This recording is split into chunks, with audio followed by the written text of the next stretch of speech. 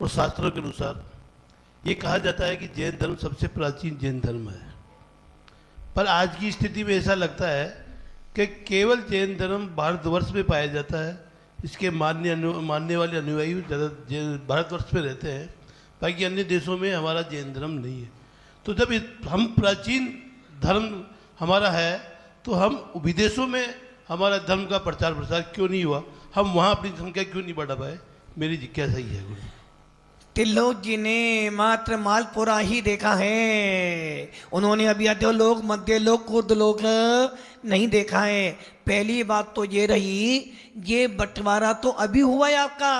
यदि आप अपना जैन इतिहास पढ़ें, जैन भूगोल पढ़ें, अभी भैया ने सवाल पूछा था ना, जम्बू द्वीप, लमन समुद्र, 2.5 द्वीप आदि में आपको कह दूं, अभी तो जिस भारत को आप भारत कह रहे हो वो तो हमारा आर्यखंड का एक हिस्सा है। यदि हम आर्यखंड देखें तो जितने भी आपके विदेशों में जितनी भी कंट्री आती है वो सब के सब हमारे मात्र इस आर्यखंड में ही शामिल होती हैं। और आप कह रहे हो विदेशों में धर्म नहीं है, किसी भी विदेश में चले जाना आपको जैन व्यक्ति जरूर मिलेगा। और हमारे यहाँ तो अंग बंग किलंग ये सारे देश मिलते हैं आज भी। और हमारा जैन शासन तो जितनी भी प्राचीन से प्राचीन प्रतिमा मिलेगी आपको इंडिया के बाहर भी मिलेंगी। और ये ध्यान रखना, हर राज्य में हर कंट्री के अंदर जिन शासन की मानता है, किंतु ये कहो कि हम लोगों ने अपने आप को इतना सीमित कर लिया है कि हम अपने धर्म का प्रचार नहीं कर पा रहे हैं। जबकि हमारा महाभारत पढ़ो, हिंदू पुराण पढ़ो, कुरान पढ़ो या बाइबल पढ़ो, हर चीज में आपको जिन शासन का नाम मिलेगा।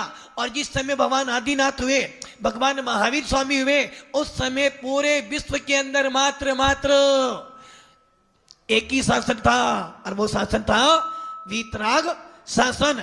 ये तो बंटवारा हो गया और हम बढ़ के इतने सीमित हो गए हैं कि आज का जैन व्यक्ति अपने धर्म को प्रचार प्रचार करना नहीं चाहता। किंतु आज भी विदेशों में कंट्रियों में जिन मंदिर पाए जाते हैं, ऐसी कौन सी कंट्री जहाँ पे जिन मंदिर नहीं है?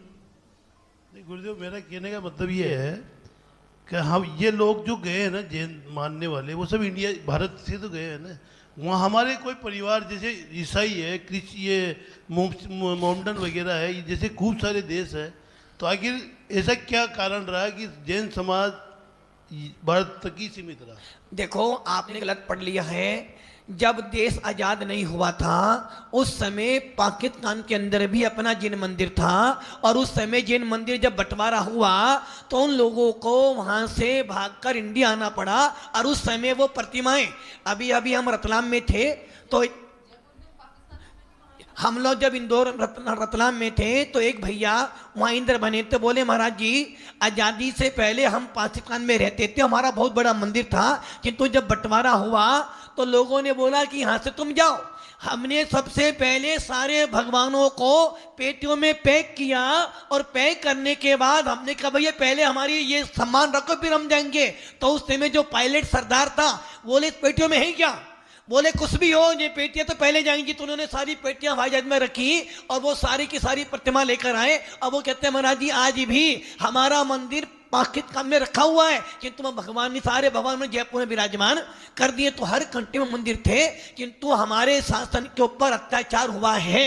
हमारे जिन शासन पर पहले भी अत्याचार हुआ था, अंग्रेजों ने भी करा, मुगलों ने भी करा, और आज हमारे देश के नेता लोग भी हमारे साथ में खिलवाड़ कर रहे हैं। जैसे गिरनार पर्वत अनादि किसका था? हमारे तो था, किंतु आज उस गिरनार पर्वत पर किसका अधिकार हो गया? हिंदू समाज का। किसने करा? नेताओं ने करा।